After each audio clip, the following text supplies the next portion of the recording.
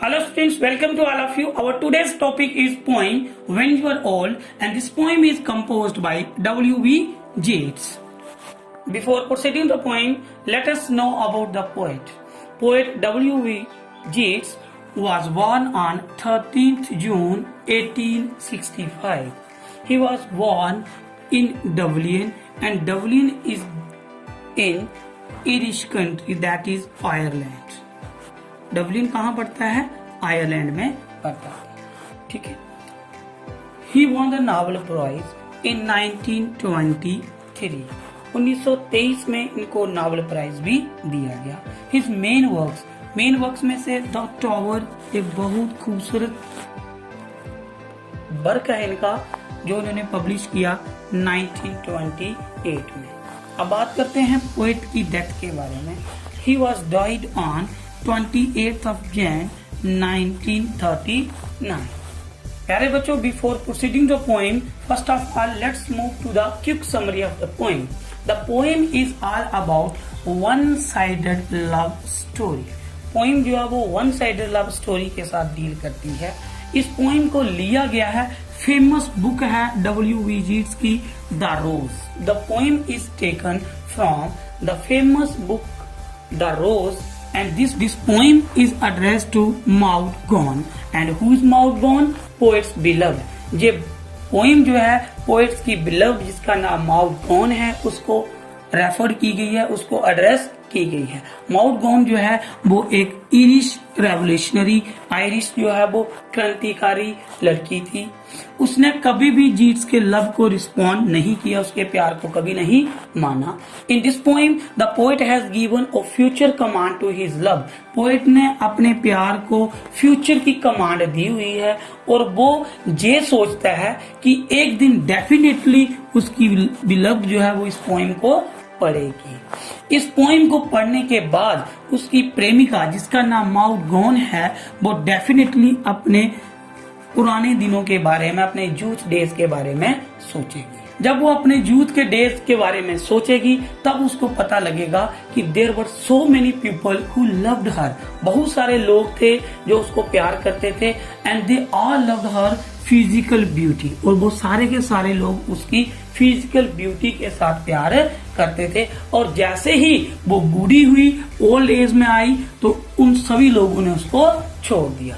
लेकिन पोएट ये कहता है उन सब का लव जो है वो फिजिकल ब्यूटी के ऊपर बेस्ड था. But there was a man, एक इंसान था, who continue to love her even her old age. Poet बोलता है मैं वो इंसान हूँ जो तुम्हें बुढ़ापे में भी वैसा ही प्यार करता है. लेकिन पोएट ये भी कहता है कि उसका प्यार जो है वो एक्सटर्नल ब्यूटी के ऊपर बेस्ड नहीं था. मेरा प्यार जो है उसकी अंतर आत्मा के साथ था. जब इस पोएम को कोई पढ़ता है, पढ़ने के बाद ऐसे लगता है कि ये एक आध्यात्मिक पोएम भी है. Let's move to the word by word explanation of the poem. When you are old and grey and full of sleep and nodding by the fire, take down this book and slowly read and dream of the soft look your eyes had once and of their shadows deep. In this line, the poet is saying that when you are growing old, जब तुम क्या हो जाओगी? बूढ़ी हो जाओगी. And grey, तुम्हारे hair जो हैं वो एशन कलर के हो जाएंगे. एंड फुल ऑफ स्लीप, और तुम क्या हो जाओगी? वीक हो जाओगी. The poet is addressing to his beloved by giving future command to his love that when you will get old, जब तुम बूढ़ी हो जाओगी, your hair will turn ashen, तुम्हारे बाल जो है वो एशन हो जाएंगे, एशन कलर के हो जाएंगे. and you will feel full of sleep every time. It means you will feel weak every time. nodding by the fire, तब तुम किसके पास बैठोगी?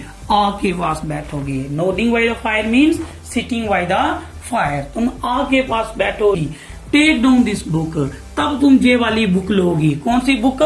द रोज. कौन सी बुक लोगे? द रोज बुक तुम लोगी. द रोज बुक कौन सी है? वही जिसमें ये पोइम्स जो है वो पब्लिश की गई है. तुम ये वाली बुक जो है वो लोगी. एंड स्लोली रीड, और धीरे धीरे तुम उस पोइम को पढ़ोगी, धीरे धीरे क्यों पढ़ेगी, क्योंकि she has gone old now. And dream of the soft look, और तुम किसके बारे में सोचोगी, the dream of the soft look मतलब when you will think about your past time, तुम किसके बारे में सोचोगी, अपनी पास्ट के टाइम के बारे में सोचोगी।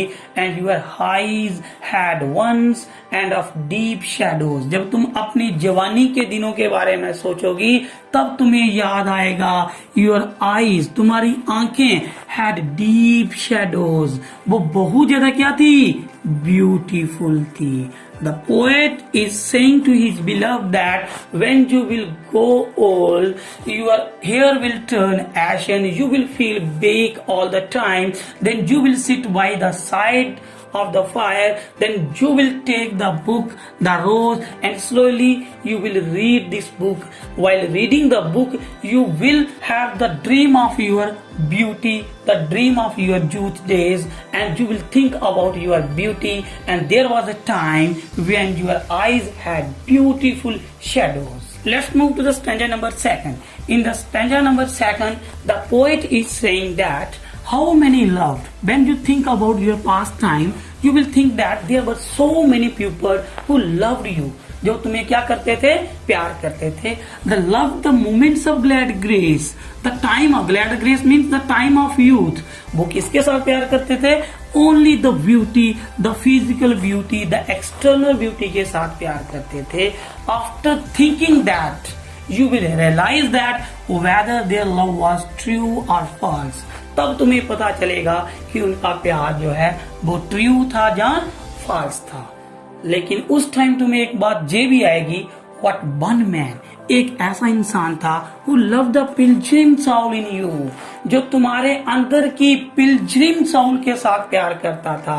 क्या होता है पिलग्रिम साउल, जो तुम्हारी प्योर साउल के साथ प्यार करता था, अंतर आत्मा के साथ प्यार करता था। Who was that man?